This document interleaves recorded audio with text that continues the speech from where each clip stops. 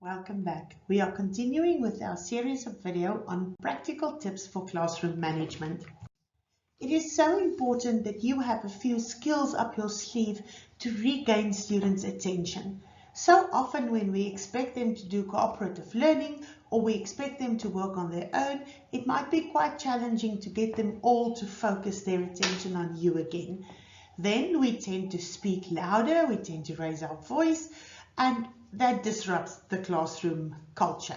So let us look at a few other examples that you could consider. Firstly, you could use a little bell. Put the bell on your desk, and should you want learners to pay attention to you, you just simply ring the bell.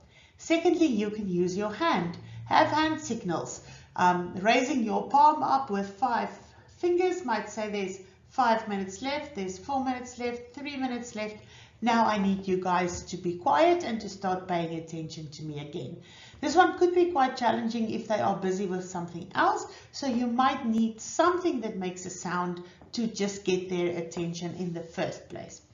Their clapping is a very effective tool. You could tell them that I will clap 3 times, which means that you have a minute left, so you need to finish what you are busy with. I will clap twice at 30 seconds.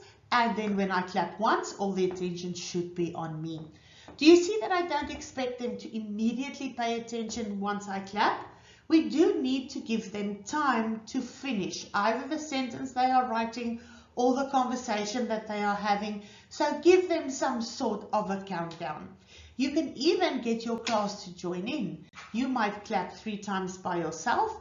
Then 20 seconds later, you might clap twice and invite them to join you. And then on the third clap, they must all be clapping. So then you are also very sure that their attention is on you. You can also just count backwards. You can also use cue words on your board. So you can just tap on the board and have a cue word written down there. You can have a clock on your board that you can indicate how many minutes are left for them to finish their activity. A very valuable tool in your classroom is your light. You can flicker the light because all students will then be aware of what is happening. So again, 3 flickerings of the light means that you have a minute to finish what you're busy with.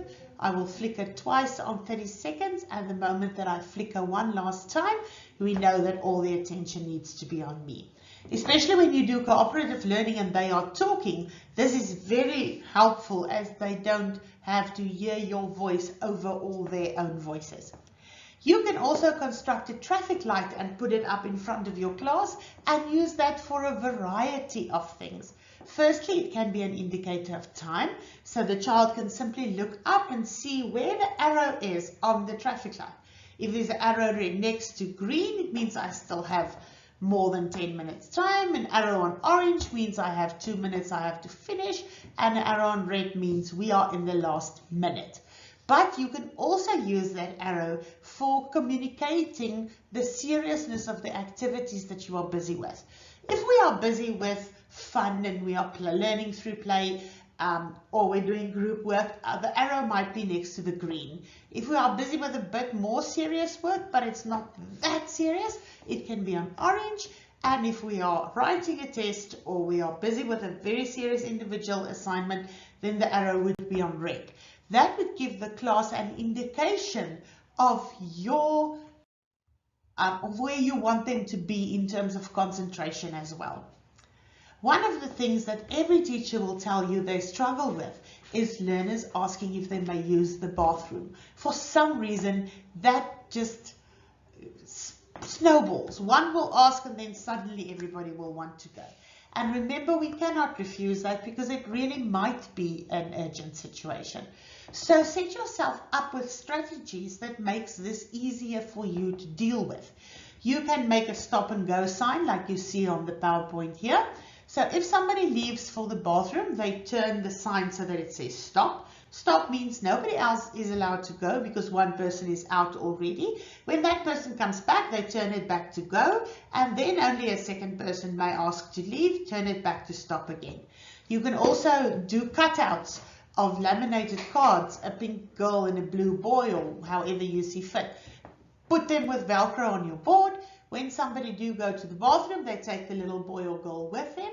If the girl is gone from the board, no other girl is allowed to go to the bathroom until the girl is returned. In that way, you keep some sort of order, and they do not disrupt your class by keep on asking if they may go, and you have to tell them, no, wait till somebody gets back, wait till somebody gets back.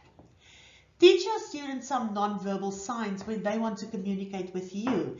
If they, for example, want to go to the bathroom, instead of putting their hand up in the usual way, they will put 4 fingers up. So you can just sort of make a Sharpie and let them go without having to stop what you're busy with and lose the attention of the rest of the class. They can also, for example, if they want to stand up and sharpen a pencil, hold the pencil in the air rather than put their hand up. Because we've all experienced that you are at the crux of your lesson and then a learner asks a question that is totally irrelevant. So if you teach them a sign language of sorts, you can control the conversation, what's happening in the classroom. Then another very important thing is that learners need to have a way to ask you for assistance. Not all learners feel free to put up a hand and see the whole class seeing them needing help. So you need some sort of other strategy. So one thing that works exceptionally well is to gather empty toilet rolls, then paint the top half blue and the bottom half red, and give one to each of your learners. As you will be walking in between the desks, you will be able to see which side of that learner's toilet roll is on top. If the blue side is on top, it means they are in control of what they are doing. If they need assistance, they simply turn the toilet roll around and they have the red side on top. You can then just bend down and provide assistance without the rest of the class having to know that this student is in need of assistance. In this way, we really give the child a chance who would have never put his hand up. And if he struggles, they simply just stop.